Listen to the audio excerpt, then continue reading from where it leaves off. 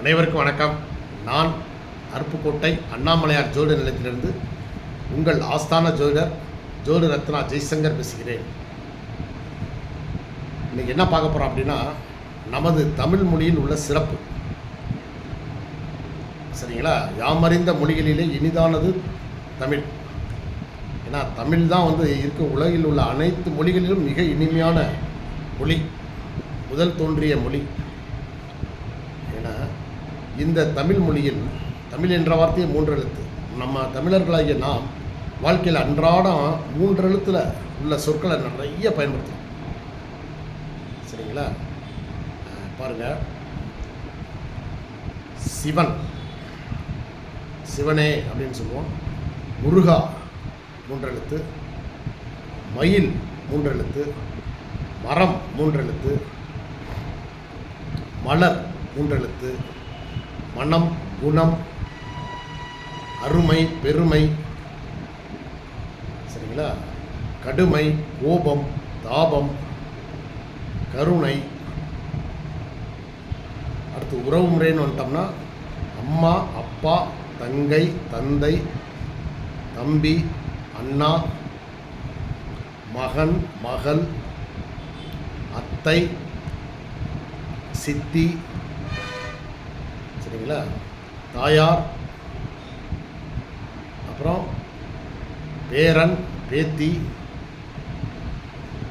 முகம், மூக்கு, நாக்கு, மூச்சு, பேச்சு.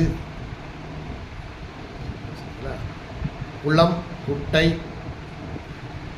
கடல், படகு, கோவில், புகழ், பணம், அப்புறம்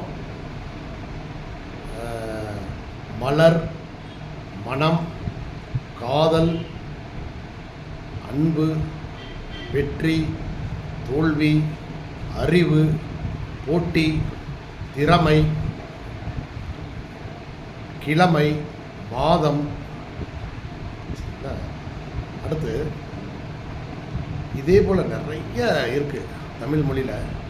இப்போ அரசியல் தலைவர்கள்னு எடுத்தோம்னா மிக 3 எழுத்தில் உள்ளவங்க மிகப்பெரிய பேர் பெற்றவங்க. சரிங்களா? மிகப்பெரிய புகழ் அடைந்தவர்கள் இருக்காங்க. ஸோ புகழ் 3 எழுத்து தான். சரிங்களா? புகழ்பெற்ற நடிகர்கள்னு எடுத்தோம்னா எம்ஜிஆர், இது ஒரு மந்திர சொல்வாங்க. அண்ணாதுரை, அண்ணா அப்படின்னு கூப்பிடுவாங்க 3 எழுத்தில். சரிங்களா? அதே போல் இன்றைய அரசியலில் இன்றைய மாபெரும் வெற்றி பெற்ற தமிழக முதலமைச்சர் விஜய் என்ற 3 எழுத்து, வெற்றி என்ற 3 எழுத்து. ஸோ இந்த 3 எழுத்து மந்திரம் தமிழில் நிறைய வார்த்தைகள் 3 எழுத்தில், அழகு, அறிவு.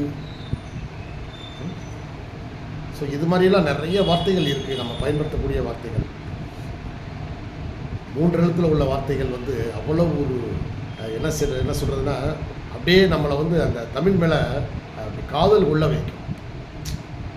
சரிங்களா? தீராத நிறைய பேர் புகழ்பெற்றவங்க பேரெலாம் பாருங்கள், அந்த 3 எழுத்தில் தான்.